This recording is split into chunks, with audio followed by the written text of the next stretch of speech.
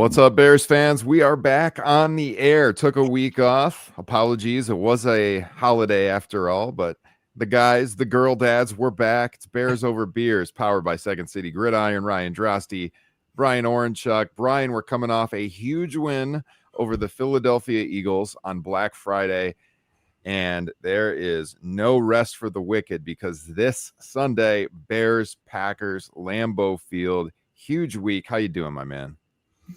I'm doing very well, bro. Very well. Excited for this week for a litany of reasons. Reinvigorated after that win against Philly, and not just the win. We didn't eke out that win. We owned that game from start to finish. And I will say, bro, starting this game off or this pod off with a little bit of hype, I had not even began to fathom that this year we could contend for a championship until we dominated the Eagles. Now it's creeping in my brain a little bit. And I don't think we have a complete enough team to do it, but I could see it happening. So on that note, I see you're wearing a jersey tonight. Talk to us about it, man. What is great it? segue. Great segue. Well, I should probably share my tweet because I was thinking about this earlier today. I was thinking about, Bears quarterbacks, Lambeau Field, the Packers, Bears quarterbacks that have had success at Lambeau Field. And I started to think, the last Bears quarterback, because, there's been all this. I mean, it's tongue in cheek, but one game, but Caleb undefeated, at Lambeau Field. Like, who was the last Bears quarterback that was actually undefeated at Lambeau Field? And, I was pretty sure I knew the answer. I had to double check just in case, because I was going by made multiple starts at Lambeau Field. So not just one start, Mm-hmm. it was Sexy Sexy Rexy, man. Yeah. 04 to 06, 3-0. I mean, I'll never forget any of those games. 04, Bears were starting off looking pretty good, and then he got injured. 05, he comes back. They clinched the division at Lambeau. I believe it was on Christmas or right after Christmas, where you see that picture down there to the right with him wearing the division championship hat at Lambeau. And then, of course, the opener 26-0 in 2006 against Green Bay. So, Rex did play up there in 08 in a game that they lost. They got stomped in, but Orton started that game.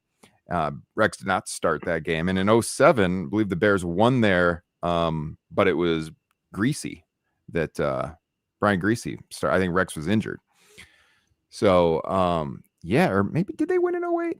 I know Rex played in 08. I don't think they won in 08 there. I'll have to look that up. But the games Rex started in, he was undefeated there, 3-0. So I thought, you know what I got to do, Brian? I have got to break out the Rex Grossman jersey. I don't think I've worn this thing. There it is. Number 8.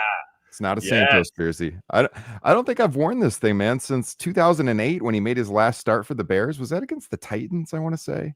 Gosh. Yeah, I'm not sure. I don't know about that. He played a couple games in 08. All right. He got into game action at least. But yeah, I bought this jersey. I told you off air I had a good story about it. So it was actually in 04, the day after he got injured. Was that against Minnesota? I feel like he tore his knee up at the dome up there in Minnesota. But anyways, it was the day after he tore his knee up. I was in the mall. I was in college, and I walked into Finish Line, and they had all the Grossman jerseys for $19.99. What? It's like, hell yeah, I'll buy it for $19.99. So I got this jersey, and then I still had really high hopes for him. And then 05, he came back at the end of the year after another injury. And then 06, half the years looked like he was going to win MVP. So I was feeling like this is my greatest jersey purchase of all time, $19.99. Right. And then we all know what happened after that. But look, the guy was undefeated at Lambeau. We want Caleb to be undefeated at Lambeau. So I had to break it out just for the theme of the show tonight. No, absolutely. I have thought to myself, I have not shared it with anyone yet, but I've thought to myself, I would trade. This might sound meatballish as hell, but I would trade 2 wins against the Packers in a season for a winning season. I don't care if we have a winning season if we beat the effing Packers. That's how much I despise them. Mm-hmm. and really because the rivalry has been so lopsided, you know, I think I mentioned on the show earlier at some point, I'm a Michigan fan, so I've followed the Michigan-Ohio State rivalry. Ohio State had a dominating win this past weekend after not winning in 4 straight years, including when they won the national championship. They still couldn't beat Michigan. I'm all for a respectable back and forth rivalry, right? Mm-hmm. There's going to be ebbs and flows, but they've just been getting carried away with it. And so it's time for us to right that ship. It's past time, way past time, if you ask me, to right that ship. So I'm all for it, man. I actually didn't know that stat. I think I reposted your tweet. I loved it. I remember Sexy Rexy coming out, gunslinger from Florida. You know, it wasn't his fault we lost the Super Bowl. It was Ron Turner's. Ron Yeah.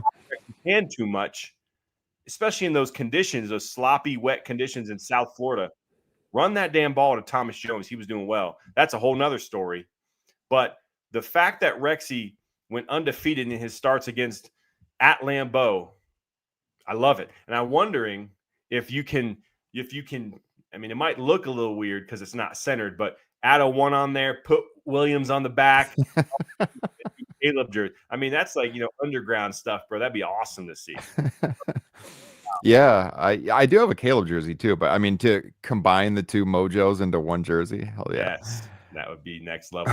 So I'm donning as I've done in our win streak, and I told you right before the show, I've been in my work gear all day. It's been a real busy day. I threw this on right beforehand because we're on a winning streak.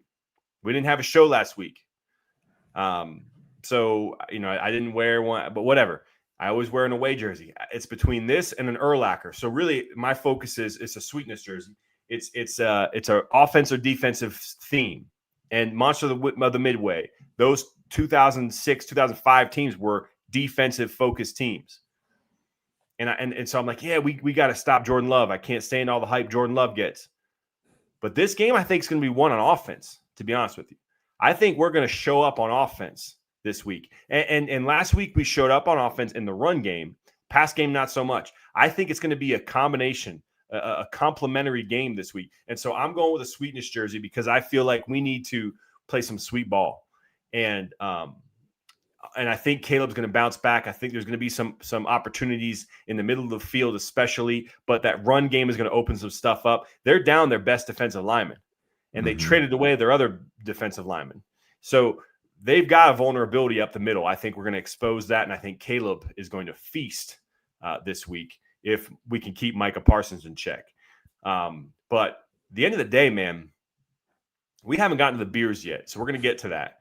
But this week, Bears-Packers, there's not been both these teams as strong in this rivalry. And I did the math, and I actually posted on Windy City on Monday and just in the comment section because many of you don't know, many of you do. I'm not sure. I was a commenter on Windy City Gridiron for 10 years before I ever got introduced to writing or being on this epic podcast. I've been a commenter. I am of the people, like our guy Ben Johnson. I am a man of the people, and I commented how it's been since 2010, since both teams were strong going into that first battle, or actually either one of the battles. Both teams were this strong. Yeah. We've been weak, guys. Everybody knows it that's on this podcast. We have been pretty damn sorry the past 15 years. But 2010, both of us were strong. Final game of the season, and Lovey rested his starters, and we lost that game. Played Green Bay in the NFC Championship game. That's when Cutler got hurt. Haney went in. B.J. Raji had that interception touchdown, and the rest is the freaking Packers won the Super Bowl that year. And that should have been our damn Super Bowl. That's how I look at it. Same. And anyway, that's the last time both teams had this sort of momentum. So I'm looking forward to it. And without further ado, I'll just go and intro my beer. This is the first time on this pod that I'm introing a beer I've never tasted before. Ooh. Cerveza Oscura.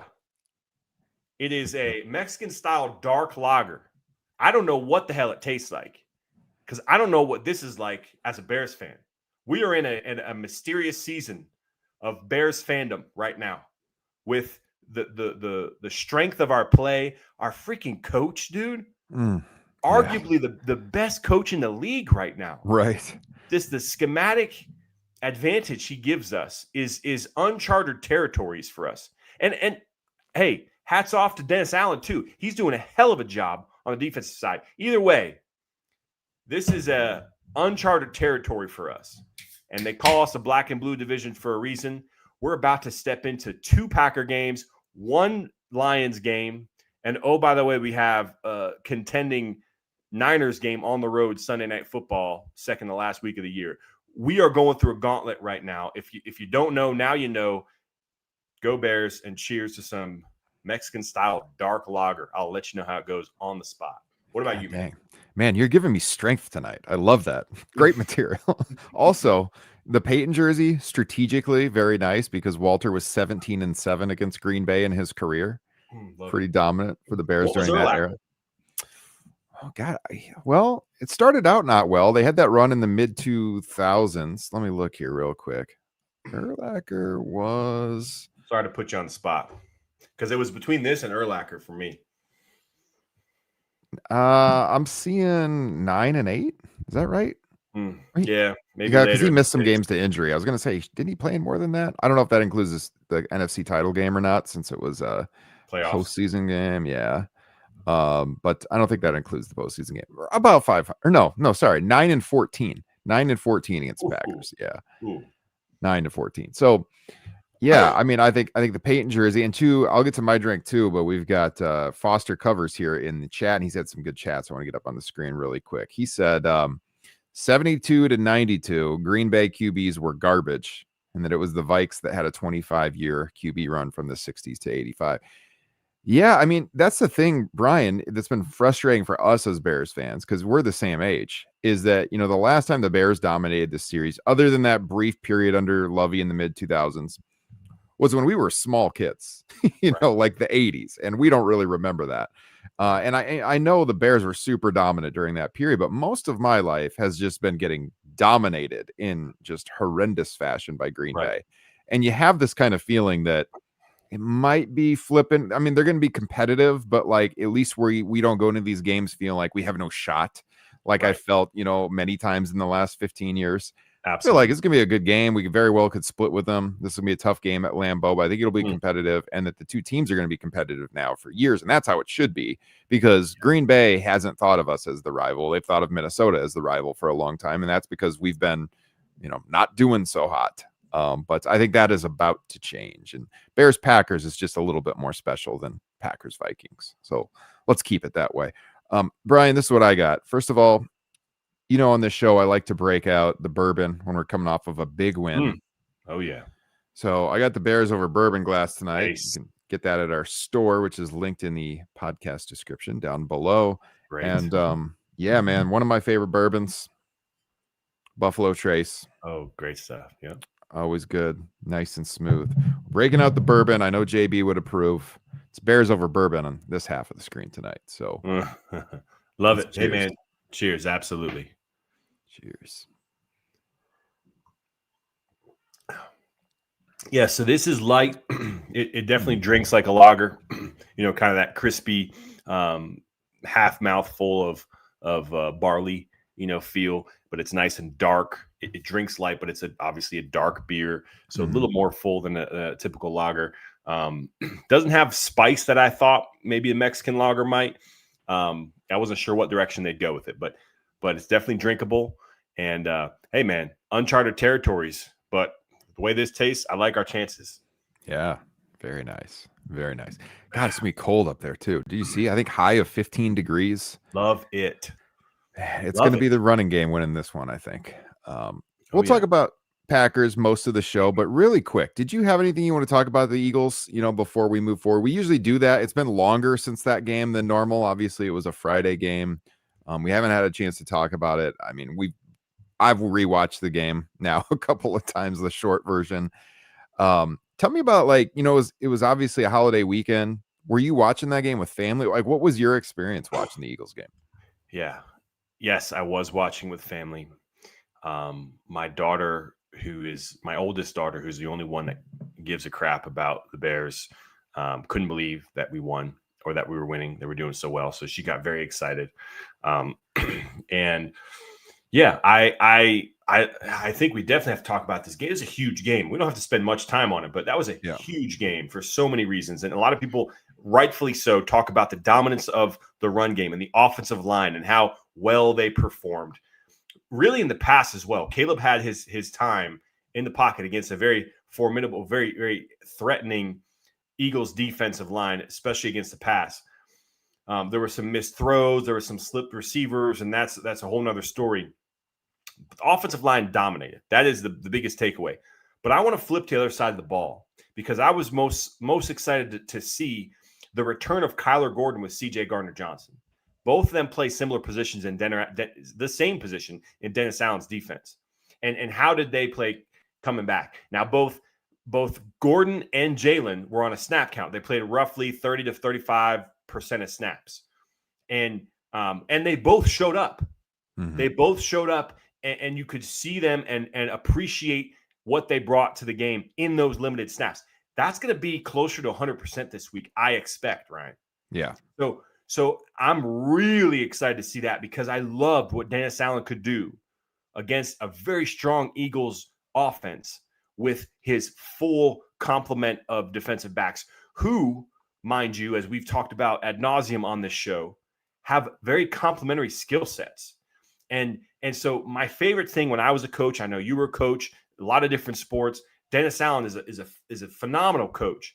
Is he puts his players in position to succeed, and that might look outside the box at what he typically does. But your role as a coach is to put your positions and the skill sets they have where those skill sets can be most advantageous. And Dennis Allen has been doing that and knocking it out of the park.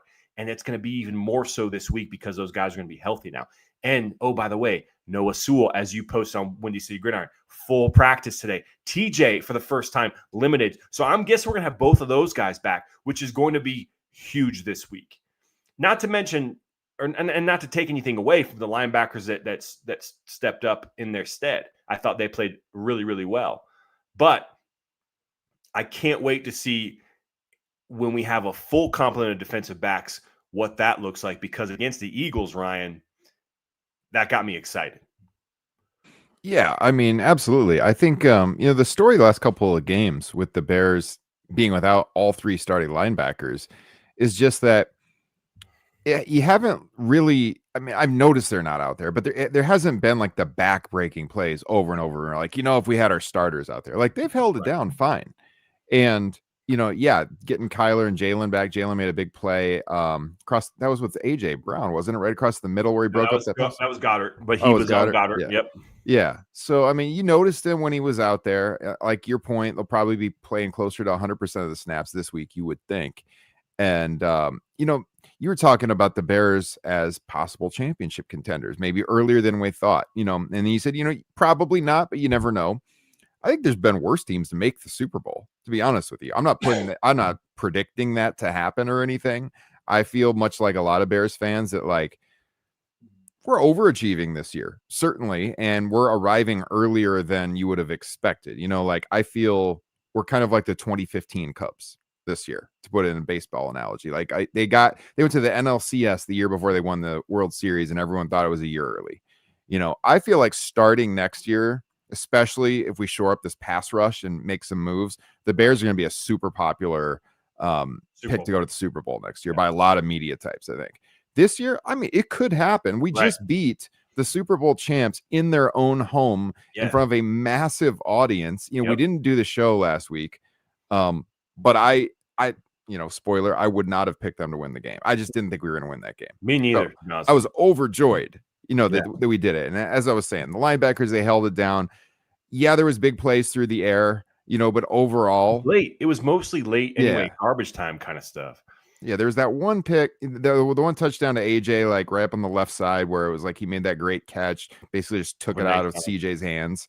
It's like he's gonna make that against anybody. It's AJ Brown, but otherwise, to hold Saquon to what they held him to, I was so worried. That's what I would have talked about on the show last week. All these linebackers out, man, we're screwed against Saquon Barkley. Instead, Right. he barely had an impact on the game. Yeah. And then, you were talking about the 06 Super Bowl team. One of the problems with the 06 Super Bowl team is that they lost so many key guys down the stretch. I will always maintain that the Mike Brown. healthy 06 Bears team was better than the Colts that year. But we Mhm. lost Mike Brown. We've Yep. lost Tommy Harris, like the best Yep. 3 technique in the league. If we Right. would have had those guys out there, I think it would have been a different game. And if Yeah, Ron Turner for called a sure. better game, to your point. Right. But we were losing guys down the stretch. The difference this year, man, is we are getting guys back. It's the opposite, where this team should be peaking going into the postseason. Yeah. And, it's calling back to 2010 when we lost to Green Bay. They were the last wild card team in that year, and they won the Super Bowl. And that was a situation where they peaked late and didn't look great early in the year. So I think this team's going to be peaking at the right time, and we'll see what happens. I don't think anyone's going to want to play them. For sure. I still feel like we got to get to 11 wins. We got a hard schedule. We got to at least win 2 more games, and then I'll feel confident that they're going to make the postseason. But, man, we're in a great spot coming off this huge win in Philadelphia. I don't know how you can't be excited. You said it. We got the coach. I mean, this is the first time in many, many years the Bears have had an advantage when it comes to their coaches. I know he's in his first season, but, like, right now, I feel like Ben Johnson's a better coach than Matt LaFleur right now. And we got Dennis Allen, a former head coach, great defensive coordinator. It just feels like tactically we have an advantage. Yeah. They have a very talented team. They're missing some pieces. But, man, I mean, it's going to be a slugfest. This is what you want out of NFC North football in December. Yeah, absolutely, man. Absolutely. And it's not just Johnson and Allen. Like we've talked about. Antoine Randall, Al Harris, Dan Rashar. Like we have the staff that Ben put together has been absolutely phenomenal. And yeah, like I do want to kind of touch on the whole fraud piece, which most critics put to rest after we beat the defending champions. But we still have that. Who have you beaten? They're not who they think they are, whatever. And I got to thinking, man, like I don't know if you've ever paid attention to this stuff, but over the years, and I just went back to like the last, I don't know, 10 or so. It feels like even when we had terribly bad losing seasons, we would play the inevitable or eventual Super Bowl champions well, or the team that they played in the Super Bowl, we'd play them well. We'd hang with them. Mm-hmm. We'd play a tough game and look like we belong. And then because I always remember, like, gosh, this team's in the Super Bowl. We actually almost beat them, or we did beat them, and they're in the Super Bowl. How far away are we? The 22 Bears with Fields lost to Philly in Chicago. Philly lost in the Super Bowl that year. That's the game that Fields had that broken tackle run where he almost got sacked twice and then ran around the left corner, scored a touchdown. We lost that game 20-25. They went on to the Super Bowl. We were 3-13 that season. 3-13. And we almost beat. And right, almost don't count for shit in this league. They don't. But that's what I'm talking about. Like people discounting our record because of who we've played. We're getting wins. And what nobody likes to talk about, unless you're a diehard, is the health of our roster, as you alluded to. We're finally starting to get healthy on defense. But in the meantime, we're winning. As Ben talked about, we've not been winning because of our passing game. It's been in spite of. And we're still winning. Early in the season, the penalties were massive and in our disadvantage, but we're still winning. Yeah. And so like that gives like we have not close to peaked yet. Yeah. And you go back to 21 with Fields, we went 6-11 in 2021. We beat the Bengals, who lost in the Super Bowl to the Rams that year. We beat them 20-17. And we were 6-11. In 2020, we beat the Buccaneers, who won the Super Bowl with Tom Brady on Thursday Night Football 20-19. We had a sub 500 record that year. We were 8-9. Jeez. But we beat the Super Bowl champs. Yeah. So anything can happen in this league. And what we're proving is that we have a winning bunch. It's a winning culture. We've got playmakers on both sides of the ball at every level. Now, like you said earlier, we need to do something about that pass rush. But Booker has been showing up and Sweat has been showing up. Mm-hmm. So we've got playmakers at every level on all sides of the team. Like, I totally agree. Nobody wants to play us. And it starts in Green Bay. Yeah. And that's the monkey on our back that I care more about than the defending world champs or Aaron Rodgers and the Steelers. Give me Jordan Love's ass and the Packers in Lambeau Field. Whereas where we saw them last and we won, right? Like, give me them. This game, man, this is a big game. And as has been pointed out kind of back and forth on Twitter, I absolutely feel the pressure's on Green Bay. We're playing with house money, and we're getting guys back. Are they gonna show up and remind everyone that they're the big brother here, or are they gonna get punked? So we'll see. But this is a massive, massive game, not just for the rivalry. This is a huge game for the NFC playoff picture. Oh yeah, for the Lions. Like, this is a huge game all the way around. And then 2 weeks from now, we got them again on prime time. Yeah. This is going to be epic, man. But gosh, man, this is one that we got to have. Man, I think they're feeling the pressure. It's just a feeling I have. We won there last year. People talk about some of their guys not playing. Look, Jordan Love was in that game. They were down. Was it 14-3 when he left the game? Right. I mean, they were losing when he was in the game. Right. And they see the Bears coming on just like the whole rest of the league. People can move the goalposts all that they want and say, first it was the Bears haven't beat anybody. Now I'm seeing people say, oh, well, Philly's not playing very well right now. Come on. Come on. They're still winning. Yeah. It's not like Green Bay has played just like a crazy schedule and beat a bunch of really good teams. I mean, who are their wins against? Okay, Detroit, of course, but we've seen that Detroit has really fallen back to earth this year. Yep. They beat Minnesota. They beat the Giants, Pittsburgh, Arizona, Cincy, and the Commanders. It's not that much different. I mean, it's very, very similar. Yeah. So I mean, they're feeling it because I think that they probably realize if they lose this game here, it's going to be tough sledding to beat them in Soldier Field in 2 weeks. So primetime game, Chicago fans more excited than they've been in 15 years. It's going to be a great environment on the lakefront. Yeah, I mean, I think they look at this one as one that they have to have. Yeah.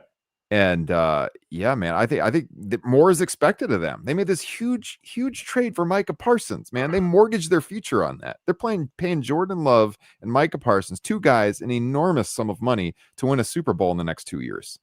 Yep. So, I mean, I know we'll hear from Green Bay fans if they win. I mean, that's the banter of the rivalry and everything. But, like, they're the team that's supposed to win this game. Right. We're still playing with house money, but we feel like we should win this game. I feel, I know they've won 3 games in a row, but the Bears are the hotter team right now when you look at who we've beat. And speaking of that, did you have a rooting interest when they played the Lions on Thanksgiving?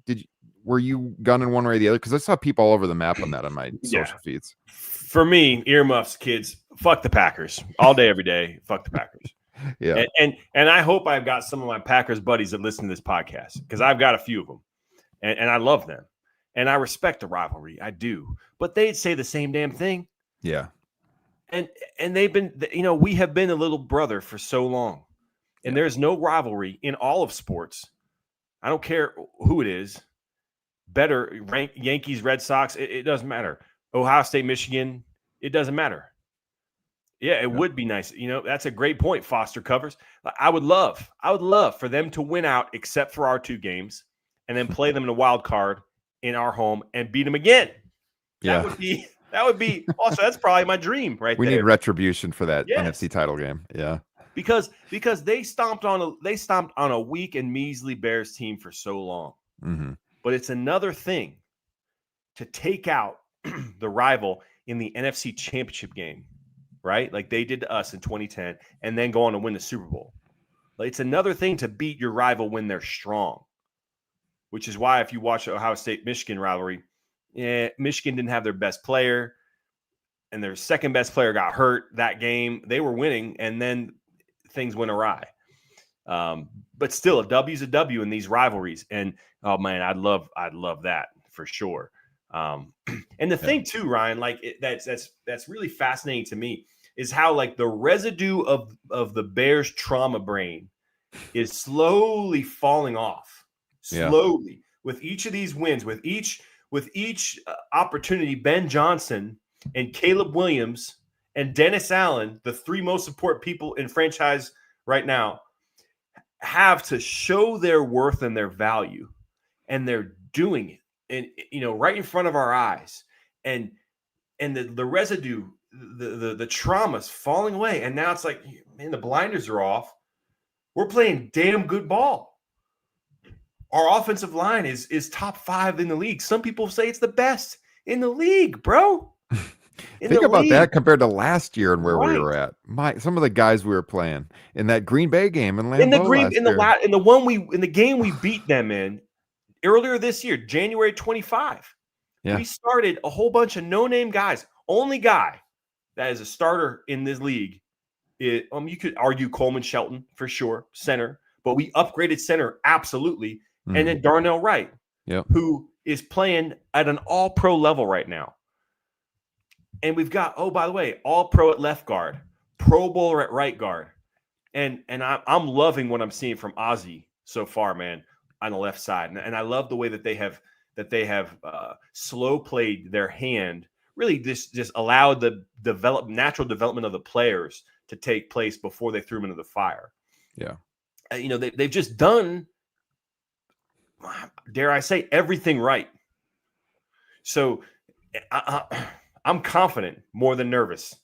And it's more than like a boisterous, arrogant, hateful excitement for the Packers game that anything can happen, because you know how that is. Anything can happen in rivalry games. It was just a few weeks ago. I lost my survivor pool because I picked the dominating Bills, to beat the Dolphins. In the rivalry game, Dolphins won. So anything can happen. That's why you love rivalries. But my confidence, and I piggyback off of what Jalen Johnson said this week, like, they're confident. Like, we've put in the work, and we're getting healthy. We're ready. So I can't wait to see it. Can't wait to see it. Cheers, man. Cheers. Absolutely. Man, you're on a roll tonight. You're going to make me work with these YouTube shorts off of this show. I can already tell. I'm going to have to cut a lot of these segments into YouTube shorts. Brian is fired up. Hell yeah. Love to see it. Yeah. The other great thing when you think about this roster, okay, so Foster had said in the chat here, Foster covers, one of the great things is about the depth pieces that we have that we haven't had in 13 seasons, and they've played. I mean, some of these guys who we're getting down how many strings on our depth chart, and they're coming into the game, especially in the secondary, like Nashawn Wright, and they're contributing. Just a great problem to have, maybe, that you got so many depth pieces and hanging on to some of these guys, when their contracts come due. We're not gonna be able to hang on to all of them, but we've got all these guys that can play. Right. And you got to give Poles credit for that. But with the roster where I was going with this Green Bay rivalry is it's great that there's so many new faces around there that they weren't on those Bears teams that were getting dominated year after year after year. One of the great things about the turnover on this roster and all the fresh faces, they don't have that history. Right. Caleb and Rome, last year we should have swept Green Bay. They won on a blocked field goal at Soldier Field, which is an illegal blocked field goal, by the way, a penalty the Bears got called, and I think the next week, leveraging on the block. But whatever, they won the game. We beat them in Lambeau. But like, dude, I mean, there's no reason these guys don't feel like they can't sweep the Packers, or definitely split with them. So I don't have the feeling that I've had in years past where you talked about the trauma, Packers trauma, like, oh my God, here we go again. And I think Jordan Love is a solid quarterback. He is, but I've said this on the show before, and I think a lot of Bears fans feel the same way. He doesn't give me fear. Like, I don't, when we would have those games where like Rodgers seemingly would always get hurt against the Bears, and he'd go out and then he'd come back late in the game and be like, oh shit, here we go. Yep. And then you saw it coming. Yep. They won the game. He'd bring him back. It's happened so many times. And I'm not saying that Jordan Love can't go off and score, have 4 touchdown passes or something. He might, but I also don't feel like he's the kind of dude that is just going to dominate this team year after year after year. He doesn't have that kind of cachet. Yeah. I don't think. No. And so that's another thing that gives me hope, but also just what the Bears are building, man. And again, what I said earlier, the coaching staff, we have a tactical advantage. We just saw Ben Johnson out scheme the Super Bowl champions. And Sirianni admitted as much. Yeah. Yeah. Out scheme Brian Flores. I just feel like, God damn, finally, this team has an advantage when it comes to our coaching. And that matters a lot in the NFL when all these, you said it, rivalry games, anything can happen, any given Sunday, all that stuff. If you have the coaches, that puts you over the top. That's what it comes down to. And, there's been a lot of talk this week about, God, where does Ben Johnson already rank on, the Bears coaches? I'm not going to get that carried away. I'm not. But man, he's already ranking super high for me. I think I said this on the podcast a couple of weeks ago. Top 3 already. Yeah, and even just of my favorite coaches for my favorite teams, he's probably in the post Phil Jackson era, probably my favorite. Look, Lovey was a great coach. I like Ben Johnson more, just the energy he brings. Yeah. And I know all the longtime Bears fans. Yeah, my first memories are watching Mike Ditka coach the Bears. I'm not going to take anything away from him. He won the Super Bowl. Stash. Yeah, he won the Super Bowl, all of that. But I also think, we had a lot of injuries back then. Foster Covers, you see in our chat here talking about he's watched the Bears for 50 years, so he could definitely speak to this. Great team in the 1980s, but one of the problems, also the injuries, McMahon couldn't stay healthy, but one of the problems in the 80s with the Bears was Mike Ditka just got out-coached all the time. Yeah. That's what it really came down to. He would get in the playoffs and they would lose to Washington, right? Yeah.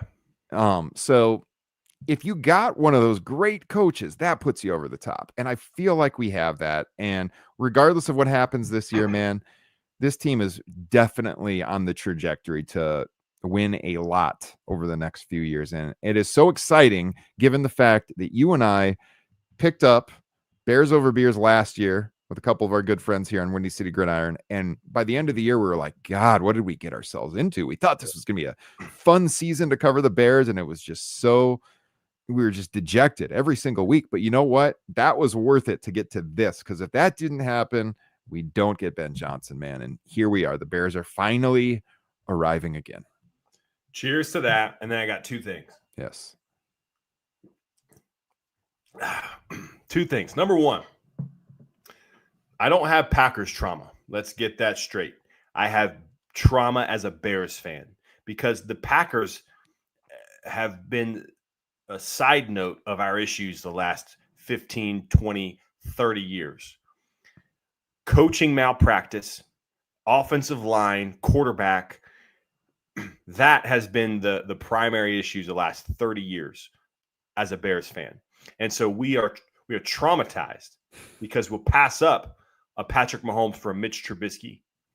We'll put all our eggs in the Justin Fields bucket and then throw him to the Wolves against the best defensive line his first start and scar him for life. Yeah.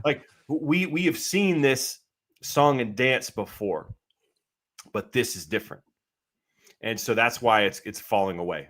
Second thing, Foster, bro, first of all, thank you for being with us, being a Bears fan for so long. What the hell are you drinking, brother? You got to tell us what you're drinking because you don't hop on a Bears Over Beers podcast if you're not at least drinking a seltzer water, a non-alcoholic beer, which I have put on this podcast before, all about some non-alcoholic stuff. But what are you drinking, man? Because I want to cheers to you, Foster. Yes. Moving forward, Drosty, the thing that I wanted to talk about bouncing back the Eagles game real quick, because so much was said about us trading back 2023 to select Darnell Wright and missing out on Jalen Carter. And we ended up getting Darnell Wright, another pick, and Gervon Dexter Sr. Bro, I would much rather have Wright and Dexter than I would Jalen Carter. And that's not even bringing into account the off the field or in between the whistles shenanigans that Carter has, which he didn't show any against us, but he was utterly dominated against us. And he's missed multiple games for stupid reasons. Mm-hmm. And, oh, by the way, Dexter has very similar stats to him. So I think I just want to point out Darnell Wright was the right play, no pun intended. He's dominating. He should be a Pro Bowler, if not an All-Pro. And we need him. He is a huge part of our offensive resurgence right now. Huge part. We don't have these massive run games without Darnell Wright, period. And I'd rather him over Jalen Carter. I've said it before. I don't think I've said it on here because I haven't talked about it. But that was a factor from last week's game that I thought I wanted to bring up. So hopefully we can put that to rest. Ryan Poles made the right move. Yeah, I mean, Jalen Carter was, for the most part, a non-factor in the game. Non-factor, yeah. You didn't hear his name called all that much in the game. He got a sack, but yeah. it was really more of a Ozzie getting beat sack than it was him, although he did beat Jonah Jackson one-on-one that play. But Caleb would have avoided him if it wasn't for Trapillo letting up Nolan Smith in his face. So either way, Jalen Carter, he's a great player.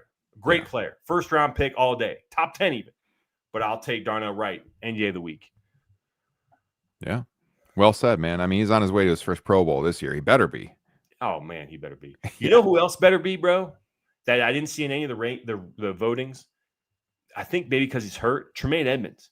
Edmonds is having an all-pro season before he got hurt. Yes. And his name was not in the top 10 voting for linebackers. That's insane because, every week when I do the game balls column, Windy City Gridiron, and I know you and your game notes are always calling him out too. He's like always in contention for the game ball defense. It seems like every week I'm like, my God, am I giving it to Tremaine again? You know, like he has been probably, the most, him and Byard probably the most consistent guys on our defense all year long. And God, it's going to be huge when we get him back here in a couple of weeks too. Yeah, man. You look at this Green Bay game, keys of the game. You talked about running the rock. You talked about the injuries they got in the D-line. You know, I know that Green Bay's secondary has been giving up yardage. They did to Jared Goff on Thanksgiving. And I think Caleb will make some plays through the air. Oh, yeah. But, man, this has got to be just looking at the weather forecast. I mean, it's going to be like 10 degrees plus whatever the wind chill is. It's going to be cold as hell up there. This is one of those games. The Bears got to win similar to Philly. They got to go in there and just run it down their throats. Also, I am a little worried, about Parsons and going up against Trapillo. Trapillo's been good in run blocking, not as well in pass blocking. So we can negate that fact, hopefully, by just run the ball down their throats, and hopefully that'll be enough to win the game. But I think there'll be plays to be made through the air, but man, it's going to be like throwing a big rock out there as cold as it's going to be. It's going to be tough. I think, Jacobs having a good season too, but I just think we got the run game advantage, and hopefully that carries the Bears to the victory. Yeah, no, absolutely. And let's do predictions, man. I'm going 31-20 Bears. Bears. I love our run game. I love our play action game. I think Caleb is on point this week. I think the receivers catch the balls this week. Just because it's just been culminating one thing after the other. We're growing. We're going in that direction.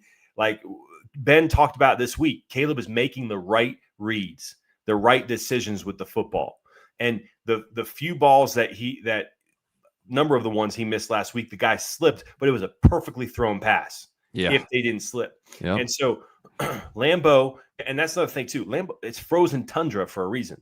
Micah Parsons, granted he played at Penn State, but he's been in Dallas. It's going to be cold. And Trapillo, he's going to line up all over the field. That's one of the things Parsons does. He moves all over. But I've liked what I saw, what I've seen from Trapillo in pass pro. And obviously, we just talked about how Nolan Smith got into Caleb, but he's still learning. Either way, we've got a plan. And that's the thing. It's not just about the player with Ben Johnson. He will put you in a position to succeed. And if the only time you talk about Ozzie Trapillo is the one play that Nolan Smith almost got a sack, we did a good job. And wouldn't you know, we won the game. So Ben Johnson is gonna attack the game the way he should, protecting Ozzie on the edge, especially with a guy like Micah. And Ben knows all about Micah. So I'm going 31-20. I think we do have a strong run game, but I think we throw more touchdowns than run touchdowns this week. I think Caleb throws for 220 to 250 with 3 touchdowns this week. That's what I'm going for. Okay. Well, I'm going to be inspired by your jersey, and I'm going to say Bears win this game 34. I'm going to say 34-24 Bears. I'm going to say double digits. It's going to be a 2-score game, just like Philly. I'm looking right now at their schedule and how they've been winning. And they put up 23 against Minnesota. It was just a train wreck right now. They put up 31 in Detroit inside. At New York 27, but right before that it was 10-7 against the Eagles that they lost. They lost 16-13 against the Panthers. So they've had some games where they didn't score that many points. I was toying with 34-17 and doubling them up, but I'll give them more credit than that. I'll say 34-24 Bears. I feel like if they can throw it, and the weather isn't too detrimental, I feel like Caleb's going to be really motivated. We know he pays attention to what people are saying. He retweets stuff out there, throwing shade at people. And I mean, everyone's talking about, his completion percentage, and it's not great, but there's also plays where, like you talk about, the Bears are like 7th in the league in drops. And then you mentioned like the 2 balls he threw in Philly that were perfect for big gains. And like the turf monster took out our receivers. That would have certainly helped the stat line too. I think Caleb will have a bounce back game, and I think the run game is just going to be dominant again, and I think our O-line is just going to push around their D-line. So I think the run game comes through. I think the Bears win the game, and if that happens, we're feeling really good on this show next week. Hey, so I've been saving my Polish Porter all season. If we beat the Packers this week, I will be drinking it next week. Just throwing it out there. It's about that time. But yeah, I mean, like we said, pressure's on Green Bay this week. Absolutely. And they have to see not only what Ben Johnson has done and knowing what he did when he was with Detroit. And a lot of people are trying to put bulletin board material up there with Ben Johnson calling out LaFleur at the, his preseason presser or hiring pressers, opening presser. Rightfully so. He called him out, but he dominated as a Lions coach. Yeah. And look what the Lions are doing now without him. So he's got the number for the Packers. And so the Packers, I mean, they're fooling themselves, or they're as oblivious and naive as I expect them to be all the time, in thinking that they're not worried about the Bears because it's the same old. It's not the same old Bears, ladies and gentlemen. No, it's not the same old Bears. And if you're not worried about Caleb Williams, you ought to be. If you're not worried about this offensive line, this run game, especially without your boy Devontae Wyatt, you ought to be. And Colson Lovin, Cole Kmet, watch out. We got DJ Moore still, who dominated last year as well. Oh, by the way, Rome is back up another season. And we got Luther Burden. You better put somebody on him because he'll take it to the house. So, I'm excited. We got the players and we got the coaches. Yeah. And I'm excited, man. I think we're going to put ourselves on the map this week in a way we feel is valuable, because the national people might care about the defending Super Bowl champions, but we care about the Packers. Yeah. So let's dominate the Packers and go from there. Rome's do a big game too. I think if you're a gambling person, I'd pick Rome Odunze anytime touchdown. He is due a touchdown in this game. He's due a big game. And I think he does it against Green Bay. Yeah, it's it's gonna be a big one. Here's where I'll put. I'll say if the Bears win this game, it's been sitting in my fridge for a while. I got a 120-minute IPA from Dogfish Head. Oh, and, nice. That's a beer that's about 15.5% when it's new. When it sits in the fridge for a year or two, it's more than that. So I will break open my 120-minute IPA next week on the show. It'll be a real fun show. Yeah, if the Bears win this one, we'll be feeling really good. And God, we got all the motivation in the world, man. We're the number 1 seed in the NFC. Yes. We control our destiny. Yep. Beat your rival, maintain your hold on the number 1 seed and your hold on the NFC North. Yeah. Oh, yeah. Yeah. Get healthy, Get those guys back. Roll into January feeling good, man. Finally, Bears football is relevant in December. Hell yeah. I did want to say too, you probably starting to see the tweets. I've been retweeting them out there. I finally got our Bears Over Beers die cut stickers in, guys, and we appreciate all your support. Those of you in the chat tonight and everyone that listens on the podcast feed. The show's been doing really well for us this year since Brian and I took over full time, and want to thank all of you for tuning in each and every week, whether it's YouTube or the podcast feed. If you've been seeing those pictures I sent out and you want one of those Bears Over Beers podcast stickers to help get the word out, you can put it wherever you want. Put it on your car, put it on your laptop, whatever, man. Wherever you want to put it. I will send you one free of charge. I'll buy the postage and send it to you. All you have to do is take a picture of yourself listening to the podcast or your screen in the car with the show on and tweet it at Bears Over Beers. I'll DM you like I did all the people I've been retweeting. Get your address to send out that Bears Over Beers sticker. Foster's been super active in the chat tonight. Foster, if you're still around, I'd like to send you a sticker just for tuning in with us tonight, man. So why don't you send me an email and I will get that to you. I don't know if you're on social media or not, but if you send me an email to actually, I don't know if I want to read my email on here. I'm gonna start getting a bunch of spam.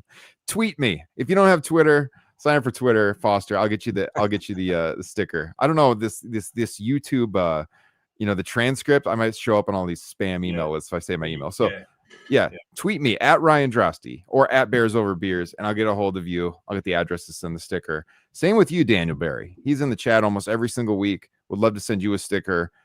Tweet us at Bears Over Beers or DM me over there, and I can get you one of those Bears Over Beers stickers. And anyone out there listening, if you want one, like I said, tweet the picture at Bears Over Beers. I got plenty more of those stickers. I'll send you one. Spread the word.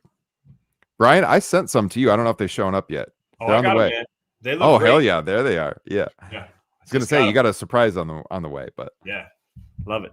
Hell yeah. All right, that's all we got. So anything else you wanted to hit before we hit the road? No, man. Bear down. Let's do it. Can't wait to see you guys next week with a win under our belt with the cheese. Hell yeah. Love to hear it. It'll be a great show. Let's make it happen. Let's bear down. Let's get that win. See you all next week, everybody. Take care.